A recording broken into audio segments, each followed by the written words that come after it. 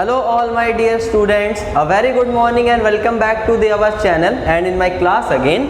तो आज हम लोग डिस्कस करने जा रहे हैं पीरियोडिक टेबल का लेक्चर नंबर 4। 3 लेक्चर ऑलरेडी इस चैनल पर अपलोड हो चुके हैं और आई होप आप सभी ने उन लेक्चर्स को बहुत ज़्यादा एंजॉय भी किया होगा। लास्ट लेक्चर में हमने क्या डिस्कस किया था, एस और पी ब्लॉक के बारे में हमने एक जनरल इंट्रोडक्शन दिया था कि इसमें कौन कौन से एलिमेंट्स होते हैं, कौन कौन से एलिमेंट्स इसके अंदर किस टाइप के, जैसे मेटल्स, नॉन मेटल्स, मेटलॉइड्स वगैरह, और एस ब्लॉक में जैसे हमारे एल्कली मेटल्स और एल्कली अर्थ मेटल्स वगैरह कौन से ये एलिमेंट्स होते हैं, क्या क्या इनकी कैरेक्टरिस्टिक्स वगैरह होती हैं, ये सब हमने देख लिया था अपने लास्ट क्लास में। वो क्लास मैंने आपको इस वजह से पढ़ाई थी ताकि आप थोड़ा सा फेमिलियर हो जाएं पीरियोडिक टेबल से नॉर्मली, बिकॉज आगे भी चल के आपको एस और पी ब्लॉक के बारे में एक डिटेल्ड स्टडी करनी होती है। रिमेनिंग डी और एफ ब्लॉक के बारे में आपको कुछ जनरल बातें ही पढ़नी होती है। ओके, आज की क्लास के बारे में मैं आपको बता दूं। आज की क्लास में मैंने जैसा कि पिछले लेक्चर में आपको बता दिया था कि मैं पीरियोडिक प्रॉपर्टीज में किस तरह से वेरिएशन आता है, इस बात को हम लोग डिस्कस करेंगे। और साथ ही उससे पहले हम लोग ये समझेंगे कि पीरियोडिक प्रॉपर्टीज होती कौन कौन सी आखिर जिनमें वेरिएशन आता है। तो चलिए अपने कॉपी और पेन लेकर आप सब भी तैयार हो जाइए, शुरू करते हैं हम लोग हमारी आज की क्लास को। चलिए, अगर हम लोग यहाँ पर देखिए बात करें पीरियोडिक प्रॉपर्टीज़ की, तो मैंने आपको इससे पहले लेक्चर में ये बता दिया था कि पीरियोडिक प्रॉपर्टीज़ मतलब एलिमेंट्स की वो प्रॉपर्टीज़ जिनमें पीरियोडिक टेबल के अंदर एक रेगुलर इंटरवल मतलब एक फिक्स ग्रुप्स या एक फिक्स नंबर ऑफ पीरियड्स के बाद में वेरिएशंस आते हैं, चेंजेस आते हैं, सिमिलैरिटीज़ आ जाती हैं। बात आई समझ में? चेंजेस और सिमिलैरिटीज़ में एक साथ नहीं यूज़ कर सकते हैं। हम ये कह सकते हैं कि प्रॉपर्टीज़ अपने आप को रिपीट करती हैं। जो प्रॉपर्टीज़ पीरियोडिक टेबल के अंदर रिपीटेशन शो करती हैं एक रेगुलर इंटरवल यानी एक रेगुलर ग्रुप या ब्लॉक के बाद, उन्हीं को हम क्या बोलते हैं? Periodic properties. अब अगर हम देखें कि ये प्रॉपर्टीज आखिर होती कौन कौन सी है, तो देखिए होती तो पीरियोडिक प्रॉपर्टीज बहुत सारी हैं, लेकिन हमें अपने कोर्स के अकॉर्डिंग जिन प्रॉपर्टीज की बात करनी है उनमें हम करेंगे सबसे पहले एटॉमिक रेडियाई, और इसी से रिलेटेड हम किसके बारे में सीखेंगे? एटॉमिक साइज के बारे में, एटॉमिक साइज के बारे में सॉरी। देन इसके बाद देखिए एटॉमिक साइज, एटॉमिक रेडियाई वगैरह के बारे में सीखने के बाद हम लोग डिस्कस करेंगे वैलेंसी के बारे में कि वैलेंसी क्या होती है। उसके बाद हम आ जाएंगे इलेक्ट्रोपॉजिटिव और इलेक्ट्रोनेगेटिव कैरेक्टर पर। इलेक्ट्रोनेगेटिव कैरेक्टर कि कौन कौन से एलिमेंट्स किस तरह से इलेक्ट्रोपॉजिटिव और इलेक्ट्रोनेगेटिव कैरेक्टर शो करते हैं। इसके बाद हम आ जाएंगे सीधे सीधे मेटालिक और नॉन मेटालिक कैरेक्टर पे। तो non metallic and metallic character.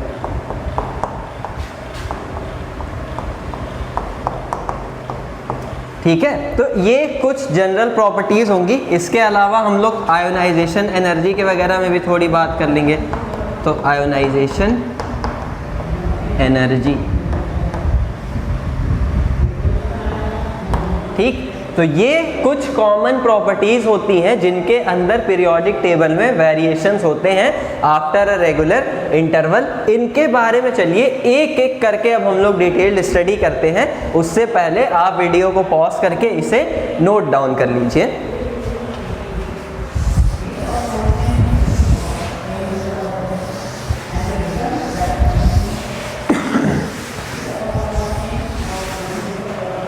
चलिए, तो सबसे पहले हम लोग किसके बारे में पढ़ेंगे?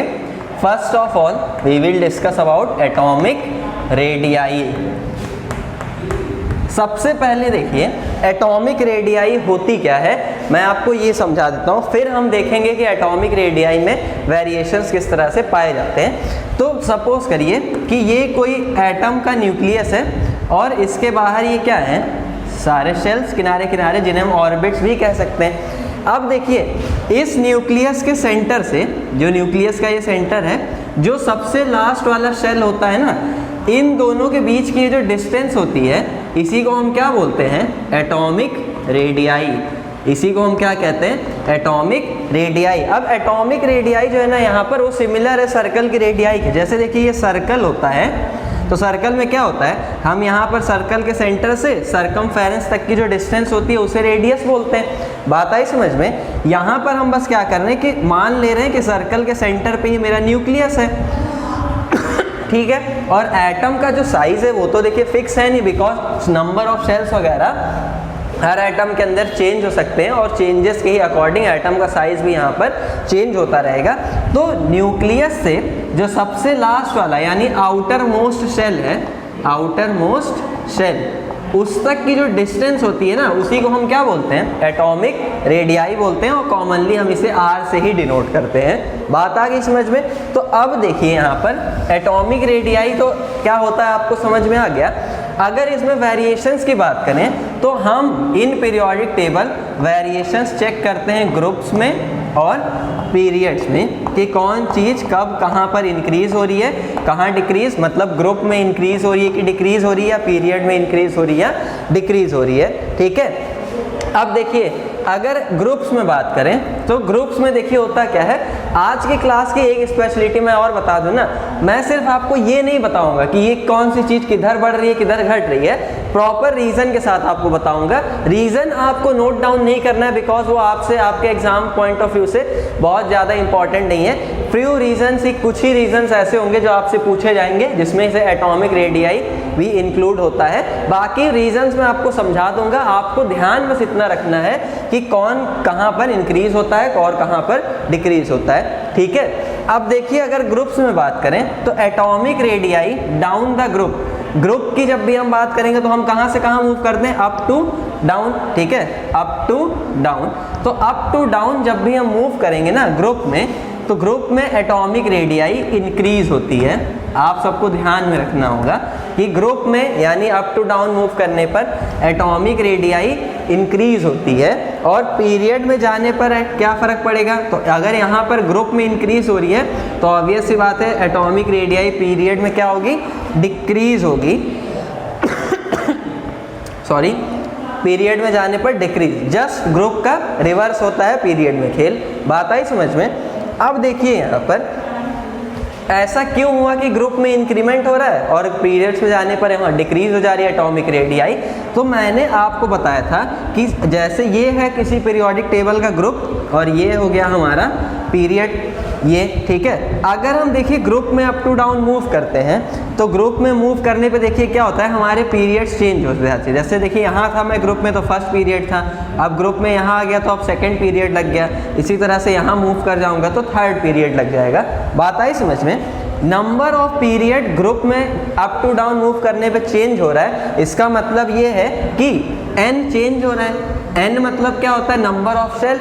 नंबर ऑफ सेल चेंज होने का मतलब कि जैसे देखिए ये है न्यूक्लियस और अगर मैं फर्स्ट पीरियड में हूँ तो एक सेल है, सेकंड में आ गया तो अब मेरे पास 2 सेल हो गए और थर्ड में आ गया तो अब मेरे पास 3 सेल हो गए। तो अब देखिए नीचे आने पर ग्रुप में नंबर ऑफ सेल्स बढ़ते जा रहे हैं और एटॉमिक रेडियाई होती क्या है, यहाँ से आउटर मोस्ट सेल तक की डिस्टेंस। तो अगर सेल देखिए बढ़ते जा रहा है तो यहाँ पर एटॉमिक रेडियाई भी तो देखिए करस्पॉन्ड्स उसके इंक्रीज होती जा रही है। तो यही कारण होता है कि ग्रुप में अप टू डाउन मूव करने पर एटॉमिक रेडियाई बढ़ती है। क्यों बढ़ती है, क्योंकि नंबर ऑफ सेल डिक्रीज होते जाता है। बात आ गई आपको समझ में। ये आप याद रखिएगा कि ग्रुप में जाने पर एटॉमिक रेडियाई बढ़ेगी, क्योंकि ये एक बहुत बड़ा फैक्टर होता है और भी सारी चीज़ों को डिसाइड करने का, जो कि अभी आगे मैं आपको बताऊंगा। अब देखिए ग्रुप में इंक्रीज हुई तो पीरियड में डिक्रीज क्यों हुई।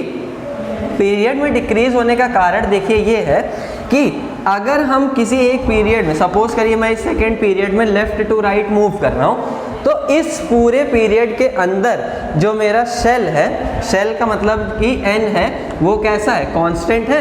अरे भाई हम सेकेंड पीरियड में है तो अब सेल तो सेकेंड वाला ही रहेगा ना, सेल चेंज हो रहा है नहीं। मतलब अगर ये मेरा न्यूक्लियस है और ये सेकेंड सेल है तो अब जब भी मैं पीरियड में आगे मूव कर रहा हूँ मेरा सेल चेंज नहीं हो रहा है। अगर सेल चेंज नहीं हो रहा है तो मतलब यहाँ से यहाँ तक की डिस्टेंस भी कैसी होनी चाहिए, इक्वल होनी चाहिए। लेकिन आपको मैंने क्या बोला कि पीरियड में एटॉमिक रेडियाई डिक्रीज कर रही है, पीरियड में मूव करने का मतलब लेफ्ट टू राइट मूव करने पर। तो अब ऐसा क्यों? अगर शेल यहाँ पर सेकंड वाला ही है, शेल चेंज नहीं हो रहा है, तो एटॉमिक रेडियाई भी चेंज नहीं होनी चाहिए, लेकिन ये तो डिक्रीज होती जा रही है। ऐसा क्यों?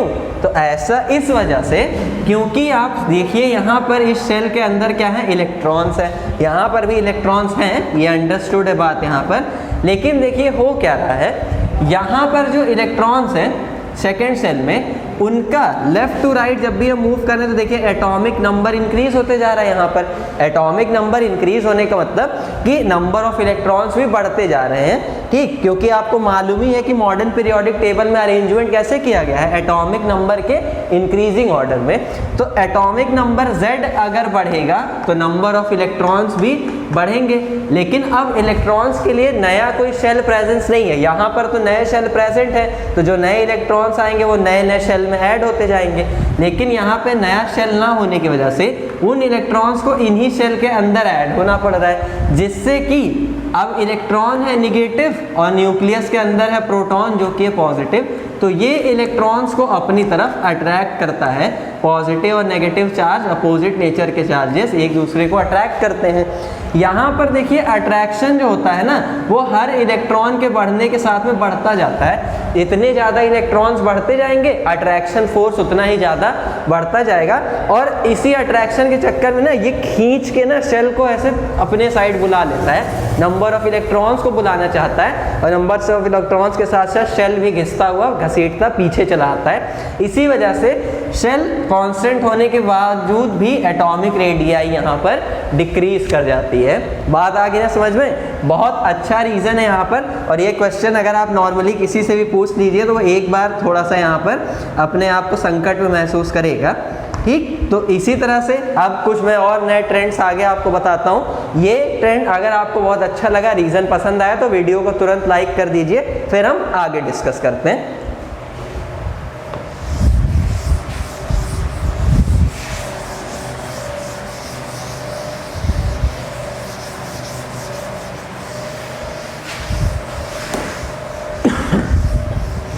चलिए, एटॉमिक रेडियाई तो हमने देख लिया, अब बात करते हैं हम लोग एटॉमिक साइज की। ये इसी के अंदर एक सब टॉपिक है एटॉमिक रेडियाई के अंदर ही, जो कि डिपेंड करता है किसके ऊपर, एटॉमिक रेडियाई के ऊपर। क्योंकि देखिए एटॉमिक साइज मतलब सिंपली क्या, एटम का साइज, और जो कि किसके थ्रू डिसाइड हो रहा है, उस एटम की रेडियस के थ्रू। हम बोलेंगे एटॉमिक रेडियाई जितनी ज़्यादा बड़ी होगी उतना ही ज़्यादा एटम का साइज होगा, क्योंकि किसी सर्कल की जो साइज होगा किसी सर्कल का, वो किसके थ्रू डिसाइड होता है, उसके रेडियस के थ्रू। जितनी ज़्यादा रेडियस उतना ही बड़ा सर्कल, उसी तरह से जितना ज़्यादा एटॉमिक रेडियाई उतना ही ज़्यादा उस एटम का साइज। तो ये ओवरऑल किसके ऊपर डिपेंड कर रहा है, साइज के ऊपर। अब एटॉमिक रेडियाई किधर बढ़ रही है, ग्रुप में, अप टू डाउन मूव करने पर वो इंक्रीज हो रही है, तो एटॉमिक साइज भी जो होता है ग्रुप में इंक्रीज करता है, इंक्रीजेस।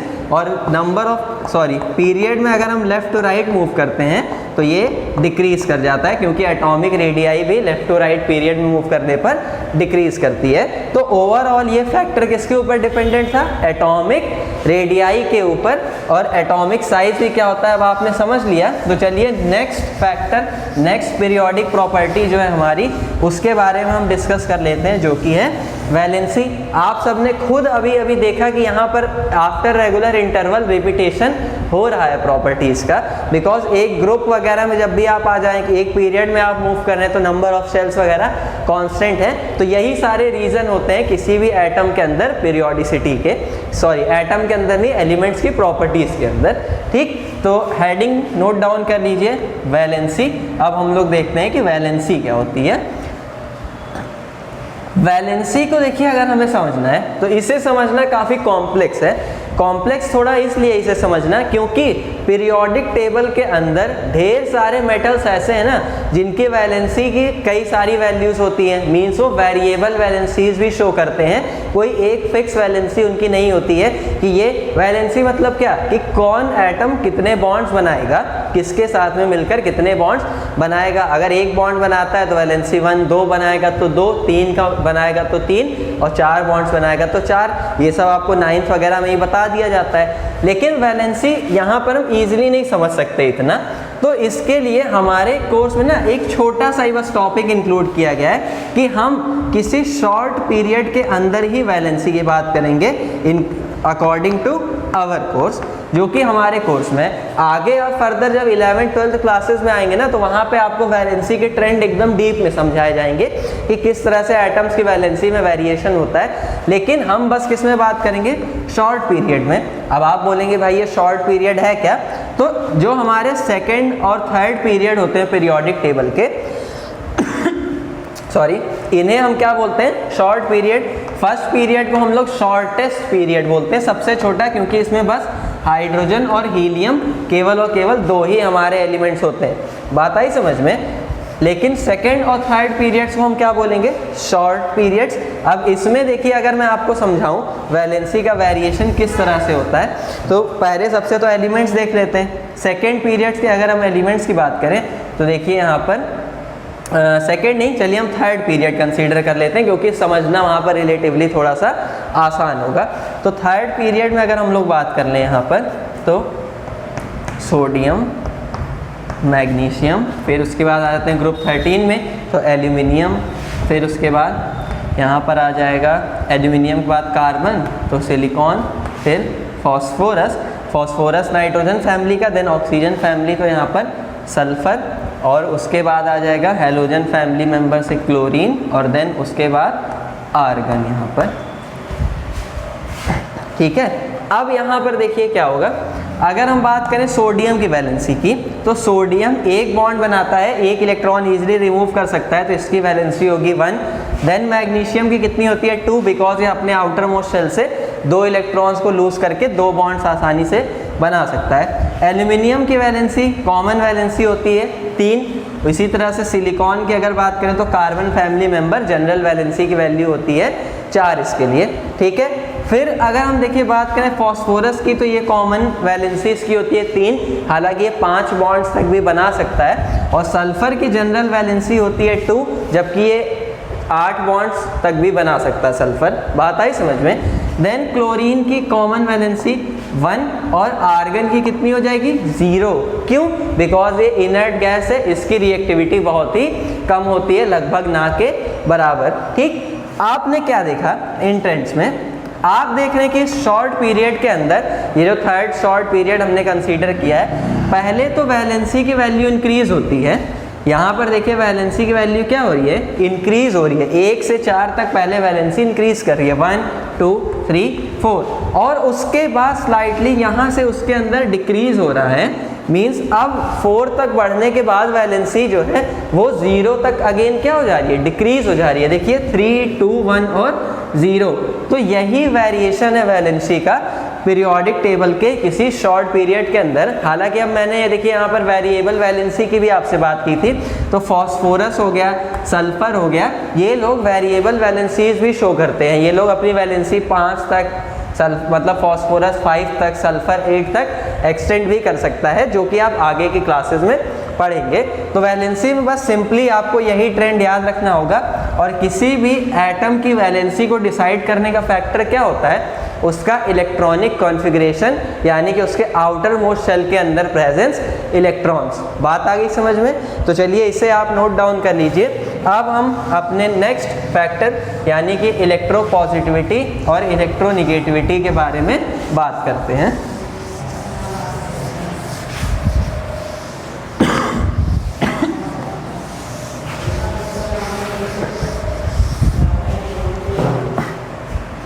चलिए अब हम लोग बात करते हैं इलेक्ट्रो पॉजिटिविटी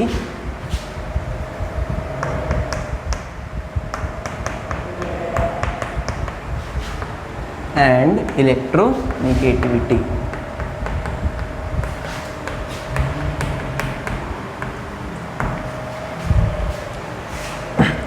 इलेक्ट्रोपॉजिटिविटी और इलेक्ट्रोनिगेटिविटी का मतलब क्या है। चलिए पहले हम लोग तो इसी चीज़ को समझ लेते हैं।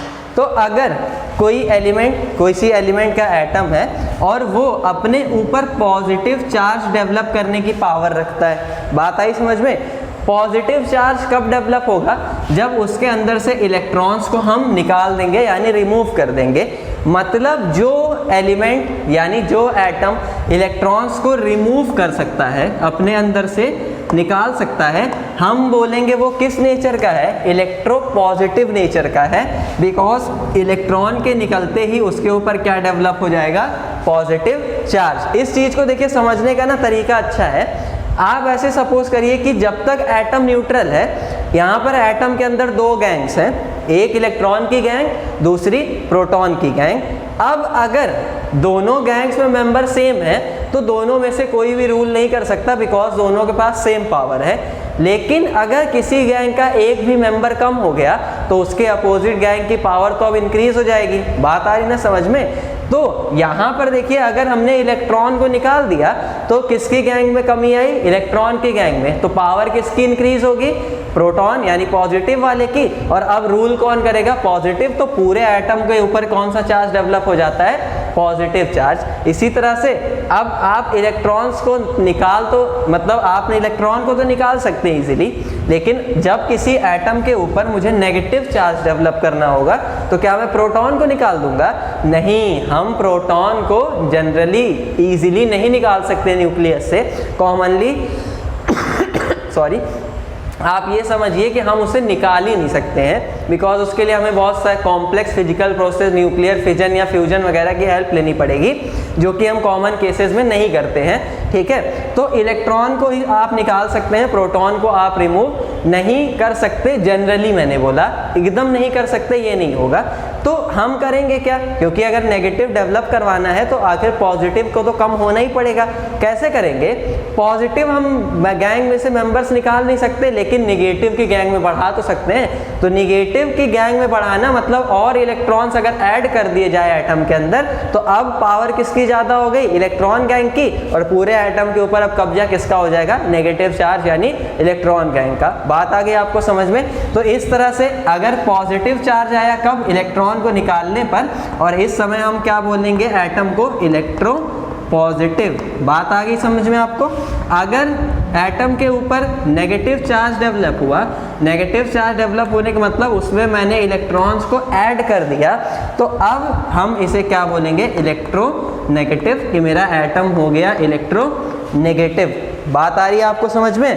अब यहाँ पर ये देखिए कि अच्छा उस बात को हम आगे देखेंगे, क्योंकि नेक्स्ट अभी हमें मेटालिक नॉन मेटालिक पढ़ना ही है। इलेक्ट्रोपॉजिटिविटी और इलेक्ट्रोनिगेटिविटी की बात करें अगर हम ग्रुप में, तो ग्रुप्स में और किस में बात करेंगे हम, पीरियड में। ठीक है, किसकी बात करेंगे, इलेक्ट्रोपॉजिटिविटी की और इलेक्ट्रोनिगेटिविटी की। तो देखिए अगर हम किसी ग्रुप में अप टू डाउन मूव कर रहे हैं, तो ग्रुप में अप टू डाउन मूव करने पे देखिए होता क्या है। अब मैंने आपको एटॉमिक रेडियाई बताया था ना, बहुत बड़ा डिसाइडिंग फैक्टर है ये। न्यूक्लियस ग्रुप में नीचे जाने पर एटॉमिक रेडियाई बढ़ रही है। एटॉमिक रेडियाई बढ़ने का मतलब शेल्स बढ़ रहे हैं, तो नंबर ऑफ इलेक्ट्रॉन्स तो शेल्स के अंदर होंगे, ये तो कॉमन सी बात है।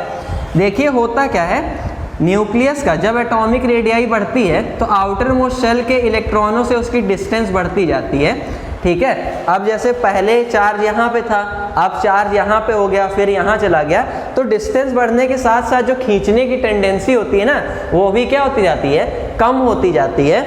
और जब प्रोटॉन यानी पॉजिटिव चार्ज के इलेक्ट्रॉन्स को अपनी तरफ खींचने की टेंडेंसी कम हो जाएगी, तो हम थोड़ी सी ही एनर्जी देकर आउटर मोस्ट शेल से इलेक्ट्रॉन को आसानी से निकाल सकते हैं। अगर कोई खींचने की टेंडेंसी कम हो जाए तो हम बोलेंगे आजा भाई पकड़ के हम ही खींच लेंगे पास से। बात आ रही समझ में। मतलब कि डिस्टेंस बढ़ने के साथ साथ आप ये सीधे सीधे समझ सकते हैं कि न्यूक्लियस का इलेक्ट्रॉन्स पे फोर्स कम होते जाता है और इलेक्ट्रॉन को आउटर मोस्ट शेल से निकालना आसान हो जाता है। यानी जितना ज़्यादा हम ग्रुप में नीचे बढ़ते जाएंगे, इलेक्ट्रॉन को रिमूव करना उतना ही ज़्यादा आसान होते जाएगा, क्योंकि साइज उतना ही ज़्यादा बड़ा हो गया होगा।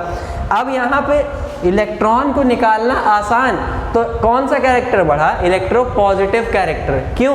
क्योंकि इलेक्ट्रॉन निकलता है तो कौन सा कैरेक्टर बढ़ता है, इलेक्ट्रो पॉजिटिव, इलेक्ट्रॉन गैंग में कमी आ गई तो किसका दबदबा, प्रोटॉन गैंग पॉजिटिव चार्ज का। तो आप याद रखेंगे कि भाई डाउन द ग्रुप मूव करेंगे तो इलेक्ट्रोपॉजिटिव कैरेक्टर इंक्रीज होता है, इलेक्ट्रोपॉजिटिव कैरेक्टर इंक्रीज होता है, और अगर इलेक्ट्रोपॉजिटिव कैरेक्टर बढ़ा तो ऑब्वियस सी बात है इलेक्ट्रोनिगेटिव कैरेक्टर क्या हो जाएगा, डिक्रीज कर जाएगा, बिकॉज इलेक्ट्रॉन गैंग में कमी आ गई है। अब इसी का जस्ट रिवर्स किस में होगा, पीरियड में। ग्रुप में जाने पर इलेक्ट्रोपॉजिटिव कैरेक्टर बढ़ रहा है, मतलब पीरियड में जाने पर इलेक्ट्रोपॉजिटिव कैरेक्टर घटेगा, डिक्रीज कर जाएगा, और इलेक्ट्रोनिगेटिव कैरेक्टर हमारा इंक्रीज कर जाएगा, जस्ट ग्रुप का रिवर्स। अब ये कैसे होगा ग्रुप में, तो आप समझ गए। तो देखिए जब आप पीरियड में मूव कर रहे हैं तो नंबर ऑफ शेल कैसा है, सेम है। नंबर ऑफ शेल सेम होने का मतलब देखिए क्या है कि आप लेफ्ट टू राइट मूव करते जा रहे हैं, z बढ़ रहा है, साथ ही साथ में नंबर ऑफ इलेक्ट्रॉन्स भी बढ़ रहे हैं। नंबर ऑफ इलेक्ट्रॉन बढ़ने की वजह से सेम शेल के अंदर ही इलेक्ट्रॉन्स का दबदबा बढ़ते जा रहा है, डिस्टेंस अभी भी देखिए उतनी ही है, और इधर के गैंग्स में मेंबर बढ़ते जा रहे हैं, बढ़ते जा रहे हैं। अब जब इधर इलेक्ट्रॉन गैंग के मेंबर बढ़ गए तो प्रोटॉन गैंग को तो जाहिर सी बात है पीछे हटना ही पड़ेगा। तो अब पूरे एटम पे कब्जा किसका हो जाता है, निगेटिव चार्ज यानी इलेक्ट्रॉन गैंग का। इसी वजह से पीरियड में मूव करने पर इलेक्ट्रोनिगेटिविटी तो इंक्रीज करती है लेकिन इलेक्ट्रोपॉजिटिविटी डिक्रीज कर जाती है। बात आ गई समझ में। ये ओवरऑल फंडा था किसका, इलेक्ट्रोनिगेटिविटी और इलेक्ट्रोपॉजिटिविटी का। अब देखिए इसी के बेसिस पे ना आप मेटालिक और नॉन मेटालिक कैरेक्टर को भी समझ सकते हैं। तो लगे हाथ मैं आपको यहाँ पर वो बात भी बता देता हूँ ताकि एक और टॉपिक हमारा आसानी से कवर हो जाए। आप ध्यान सिंपली ये रखिएगा कि इलेक्ट्रोपॉजिटिव नेचर जो होता है वो होता है मेटल्स का। मेटल्स जो होती हैं वो इलेक्ट्रो पॉजिटिव नेचर की होती हैं, अपने ऊपर पॉजिटिव चार्ज को ही डेवलप करना चाहती हैं, ठीक है। अगर इसके कुछ एग्जांपल्स दूं मैं आपको, तो जैसे देखिए एक सोडियम, एक कॉमन रिएक्टिव मेटल की हम बात करें तो सोडियम आसानी से ना अपने आउटर मोस्ट शेल से एक इलेक्ट्रॉन निकाल देता है। इसका इलेक्ट्रॉनिक कॉन्फ़िगरेशन क्या था, 3s1। तो ये जो s में एक इलेक्ट्रॉन है ना, इसको ये निकाल देगा बहुत आसानी से, और इलेक्ट्रॉन निकलते ही इसके ऊपर क्या डेवलप हो गया, पॉजिटिव चार्ज। एक इलेक्ट्रॉन निकला तो एक यूनिट पॉजिटिव चार्ज डेवलप हो गया, ठीक है। कैसे, तो इसको भी आप समझ सकते हैं। जैसे सपोज करिए 10 मेंबर प्रोटॉन गैंग के और 10 मेंबर थे इलेक्ट्रॉन गैंग के, ठीक है। अब इलेक्ट्रॉन गैंग से एक मेंबर भाग गया तो इलेक्ट्रॉन गैंग में अब कितने मेंबर बचे, 9 मेंबर। अच्छा, इस मेंबर्स के जो इस पॉजिटिव प्रोटॉन गैंग के जो मेंबर हैं सॉरी, इन्हें आप 9 और 1 मेंबर में ब्रेक कर लीजिए। ये 9 मेंबर इन 9 मेंबर्स के साथ लड़ मर जाएंगे, बात खत्म। लेकिन ये एक मेंबर भाई साहब बचा रह गया ना, तो ये जो एक मेंबर है वो रूल करेगा इस पूरे एटम के ऊपर। तो एक इलेक्ट्रॉन निकला मतलब एक पॉजिटिव चार्ज, आप सिंपली यहाँ से समझ सकते हैं। बात आई, ये लॉजिकल तरीका बस ऐसे ही समझने का, ठीक। अच्छा भी लगेगा आपको, आप इजीली इससे बहुत आराम से समझ भी सकते हैं। अब यहाँ पर देखिए आपको क्या ध्यान रखना है, इलेक्ट्रोपॉजिटिव कैरेक्टर किसका होता है, मेटल्स का। एकदम रट्टा मार लीजिए, चिपका लीजिए एकदम दिमाग में अपने इस बात को। और इलेक्ट्रोनिगेटिव कैरेक्टर किसका होता है, नॉन मेटल्स का। ये भी बात आप एकदम चिपका लीजिए अपने दिमाग में, रट्टा मार लीजिए इसको भी। मेटल्स होती हैं इलेक्ट्रोपॉजिटिव, नॉन मेटल्स होते हैं इलेक्ट्रोनिगेटिव। जैसे अगर हम बात करें क्लोरीन की, तो क्लोरीन एक टिपिकल नॉन मेटल है और ये आसानी से ना एक इलेक्ट्रॉन एक्सेप्ट करता है और फटाक से Cl- आयन में कन्वर्ट हो जाता है, ठीक। अच्छा, ये सोडियम और क्लोरीन ऐसी हरकतें कर क्यों रहे हैं कि सोडियम कन्वर्ट हो जा रहा है, प्लस बना ले रहा है, क्लोरीन कन्वर्ट होकर माइनस बना ले रहा है एक इलेक्ट्रॉन एक्सेप्ट करके। ऐसा ये लोग किस लिए कर रहे हैं, इनर्ट गैसेस की तरह बनने के लिए, स्टेबिलिटी गेन करने के लिए। जैसे अगर यहाँ पर आप देखिए सोडियम की हम बात करें ना, तो सोडियम का आउटर मोस्ट शेल का इलेक्ट्रॉन, इसके पास टोटल कितने इलेक्ट्रॉन्स हैं, सोडियम के पास 11 इलेक्ट्रॉन्स है पूरे।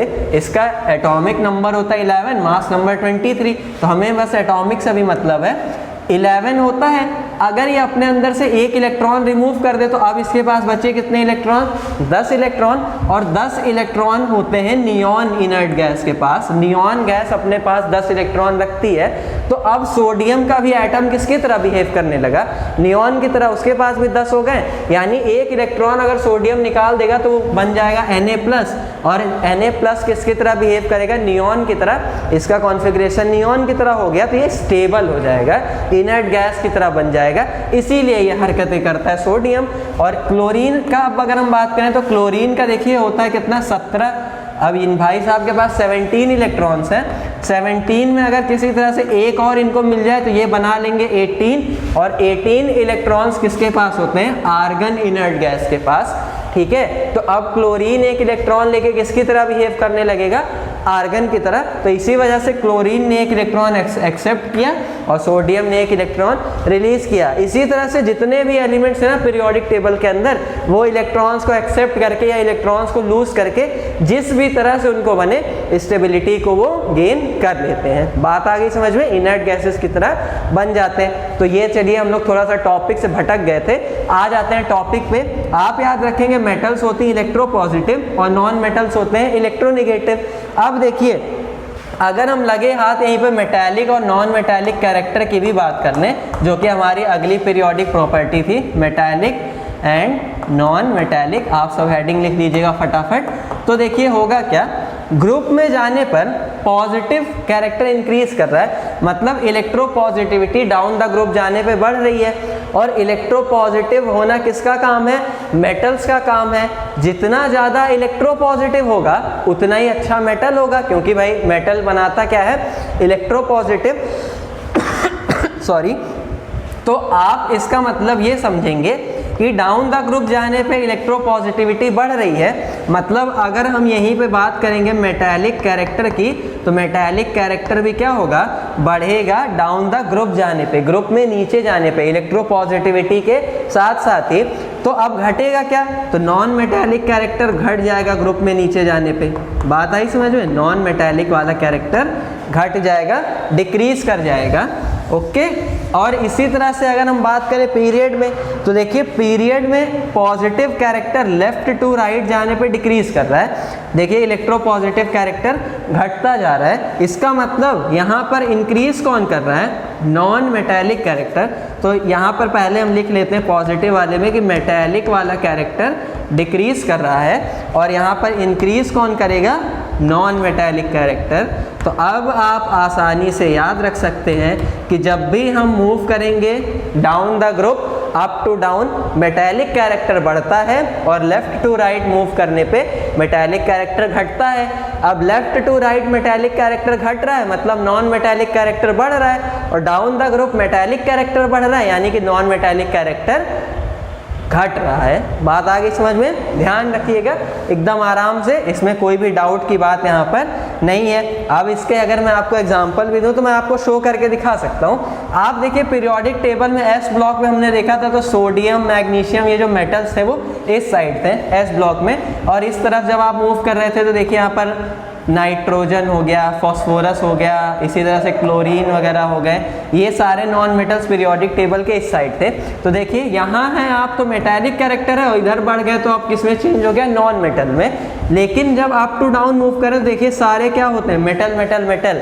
इसी तरह से इसमें भी आप नीचे बढ़ते जाएंगे ना तो आपको मेटल्स ही मिलेंगे टिपिकली।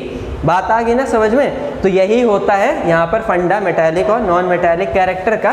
तो चलिए अब हम लोग बात कर लेते हैं अपनी लास्ट पीरियोडिक प्रॉपर्टी, जिसका नाम है आयोनाइजेशन एनर्जी के बारे में देख लेते हैं हम सभी की आयोनाइजेशन एनर्जी क्या होता है। तो एकदम क्विकली हेडिंग नोट कर लीजिए मुझसे पहले ही, आयोनाइजेशन एनर्जी, जैसे हम I.E लिखकर भी शो कर सकते हैं, आयोनाइजेशन एनर्जी।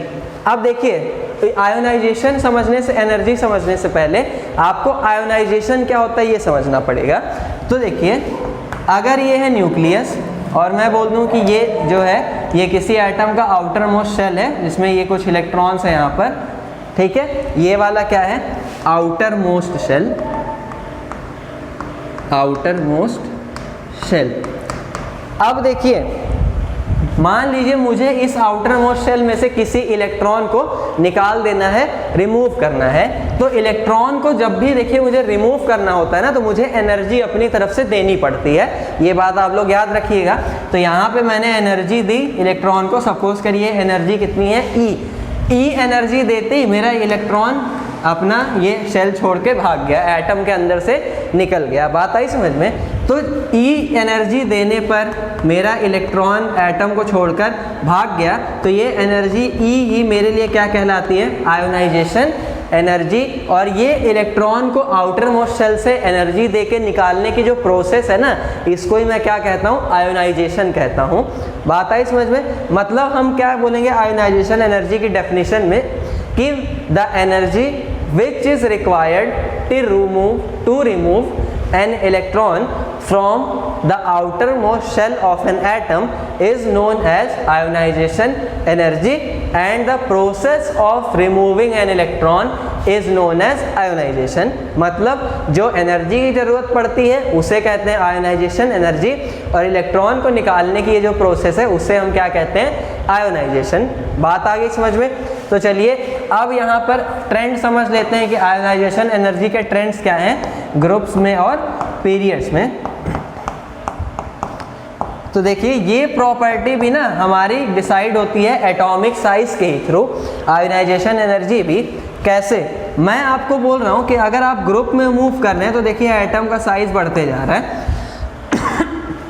साइज बढ़ने के साथ साथ देखिए यहाँ पे क्या हो रहा है, इलेक्ट्रॉन्स से न्यूक्लियस की डिस्टेंस बढ़ती जा रही है, और डिस्टेंस बढ़ने की वजह से जो फोर्स है न्यूक्लियस का इलेक्ट्रॉन्स के ऊपर वो कमज़ोर होते जा रहा है। फोर्स कमज़ोर होने की वजह से जब साइज एटम का बड़ा है तो मैं थोड़ी सी एनर्जी दूंगा और इलेक्ट्रॉन यहाँ से लीव करके भाग जाएगा। अब सपोज करिए जैसे मेरे पास ये एक चौक है, इसको कोई इधर से खींच रहा है और मैं इसे इधर से खींच रहा हूँ। जब तक हम दोनों बराबर फोर्स से खींच रहे हैं तब तक तो ये चौक एकदम ऐसी की ऐसी रहेगी, लेकिन जैसे ही इस साइड से फोर्स कम हुआ, इधर मान लीजिए ये न्यूक्लियस है, जैसे ही न्यूक्लियस से फोर्स कम हुआ और मैंने ये एक्सटर्नल एनर्जी दे दी तो अब मेरा पड़ रहा भारी, और जैसे ही मेरी तरफ से ज़्यादा हो गई, मेजॉरिटी हो गई एनर्जी की, तो ये इलेक्ट्रॉन रिमूव करके यहाँ से निकल के भाग आएगा। ठीक, तो उसी तरह से सेम प्रोसेस यहाँ भी है कि न्यूक्लियस का खिंचाव कम हुआ इलेक्ट्रॉन के ऊपर, हल्की सी एनर्जी दी, इलेक्ट्रॉन निकल के भाग गया। ये कब हुआ? जब एटम का साइज बड़ा है। एटम का साइज बड़ा कहाँ होता है? ग्रुप में। यानी कि ग्रुप में अगर आप अप टू डाउन मूव कर गए तो आयोनाइजेशन एनर्जी की वैल्यू डिक्रीज होती है। डिक्रीज क्यों हुई? क्योंकि देखिए जितना बड़ा साइज होगा ना उतनी कम आपको एनर्जी देनी पड़ेगी, और एनर्जी कम देनी पड़ी मतलब आयोनाइजेशन एनर्जी की वैल्यू डिक्रीज कर गई। अब ग्रुप में भाई साहब डिक्रीज करिए तो ऑब्वियस सी बात है पीरियड में एनर्जी इंक्रीज कर जाएगी। क्यों इंक्रीज करेगी? सेम फिर से वही फैक्टर है हमारा कि सपोज करिए ये रहा शेल, ये इलेक्ट्रॉन्स है इसके, अब शेल वही है, इलेक्ट्रॉन्स बढ़ते जा रहे हैं, तो इलेक्ट्रॉन बढ़ने के साथ साथ फोर्स इलेक्ट्रॉन्स के ऊपर और तगड़ा होते जा रहा है न्यूक्लियस का।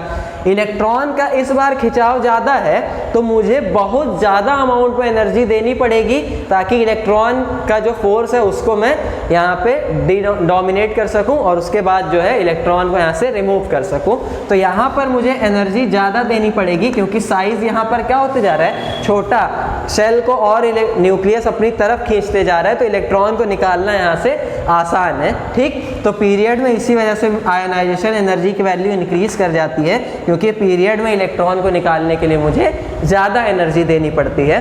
ठीक है, तो आज की क्लास में देखिए ये जो हमारा पीरियोडिक प्रॉपर्टीज़ का जो भी ट्रेंड था, रीज़न वगैरह थे, हमने सारी चीज़ें बड़े अच्छे से ही समझ ली हैं, क्या क्या बातें सारी होती हैं सब कुछ हमने बड़ी अच्छी तरीके से जान लिया है। और देखा जाए तो आज की क्लास जो थी ये वो पीरियोडिक टेबल का आखिरी लेक्चर भी होता है बिकॉज हमारे एनसीईआरटी सिलेबस के हिसाब से, इनफैक्ट अगर आप रेफरेंस वगैरह की भी बात करें तो उसके अकॉर्डिंग भी हमारा चैप्टर सिलेबस यहीं पर कंप्लीट हो जाता है। अब नेक्स्ट क्लास में मैं आपको जो बचे खुचे कुछ एक्स्ट्रा टॉपिक्स होंगे जो आपको ज़रूरत होगी क्वेश्चन सॉल्व करने के लिए उन्हें कवर करा दूंगा, और हम लोग अपनी एनसीईआरटी टेक्स्ट बुक के क्वेश्चंस को भी नेक्स्ट लेक्चर में ही सॉल्व कर लेंगे।